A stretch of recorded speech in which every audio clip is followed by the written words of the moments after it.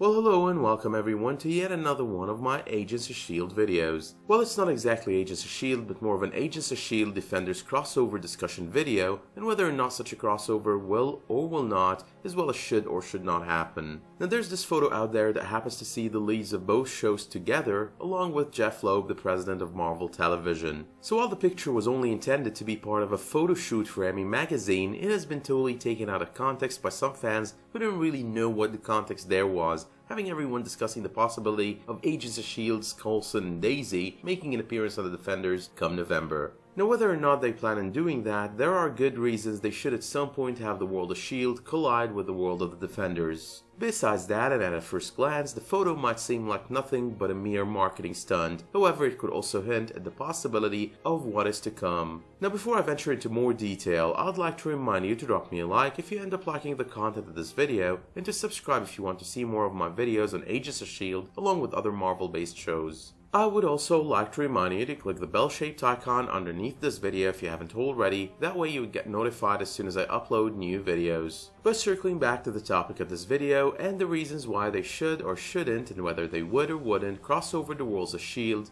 and the Defenders. Now I personally think they should totally do that, and I personally believe as well that logically speaking, they are bound to do that in the end. But here's what we have. Number 1. The Marvel TV and movie universe has had this slogan going on for a while now. It's all connected. But how connected is it if certain things that should work together seem to work separately so far? Number 2. We've got these 4 superheroes operating out of New York on 4 different TV series on Netflix, and we're about to meet in November as they'll get together and team up probably at the hands of Claire Temple before they get trained by Stick. Number 3. 2 of them so far have been facing this one big threat that is going to bring the 4 of them together for more, that being the Hand. Number 4. All 5 Netflix shows, 6 of Freakout and the Punisher, are definitely set up sometime after the events of the Chitauri invasion of New York. Their events as well are most probably occurring in parallel with those of Agents of S.H.I.E.L.D., considering a few weeks after the release of the first season of Luke Cage, the Judas bullet found its way to Agents of S.H.I.E.L.D. in an attack on Jeffrey Mace's life. Number 5.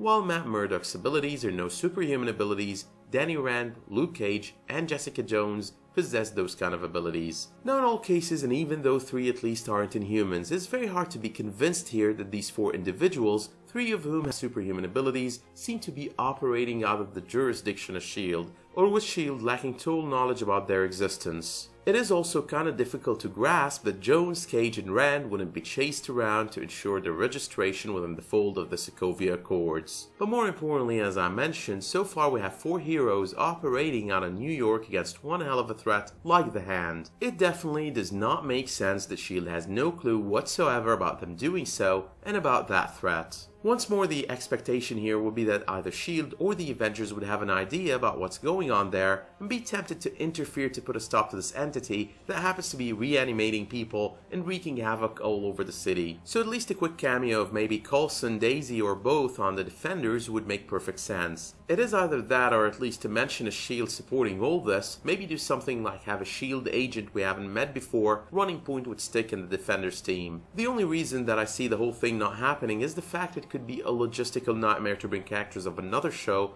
running on a different network into the fold of their own shows and on their own streaming service. Bear in mind it was a big deal bringing the Flash over from the CW into the first season run of Supergirl on CBS. But then again, Netflix and ABC have strong ties and some seriously solid deals going on for them, so it might be easier than I think. Now all we can do here is hope such a crossover actually happens. It would be amazing to see Coulson and Daisy on the Defenders. The mention of the 2 or the agency as a whole is always welcome, but them making an appearance would most definitely be the kind of thing we would want to see. But with that being said, let me know in the comments what you thought of this video and if you would be interested in such a cameo or crossover, and if you think it would make sense if it were to happen. And until I see you next, thank you all for watching and have a wonderful day.